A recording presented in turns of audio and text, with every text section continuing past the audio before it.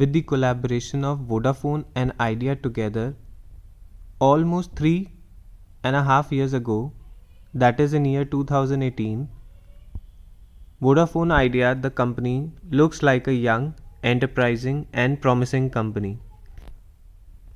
But the present financial condition and the losses reflecting in the company quarterly reports give us a different sense, as it shows losses occurring by the company at present and makes us cautious about its future regarding its profitability and growth.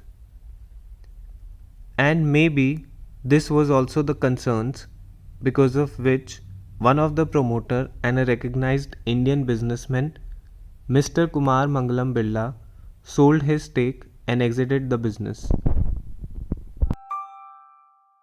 Looking at the positive side, the most discussed issue of dues, payment, taxes, which the company had to pay to the Government of India, is settling and is in motion through the way of giving equity stake and control of the company business to the government.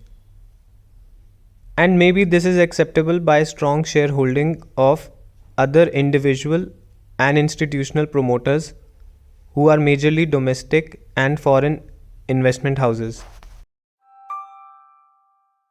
In my personal understanding and experience, I don't count this restructuring a very great measure, especially for retail investors, because the promoters, when they ventured into telecom sector with the establishment of Vodafone Idea company, were already suffering so much losses due to competition or the business being capital intensive or the industry being heavily regulated by the government.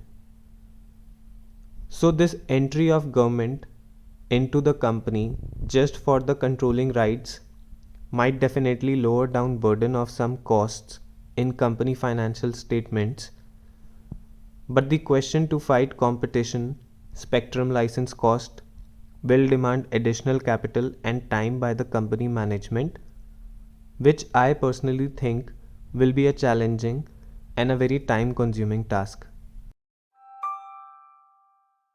So as of today on 17th January 2022, I will personally stay away from investing in this company stock and request other valuable members of investing community to understand the issue and its resolution properly before investing in this company passing through this restructuring process.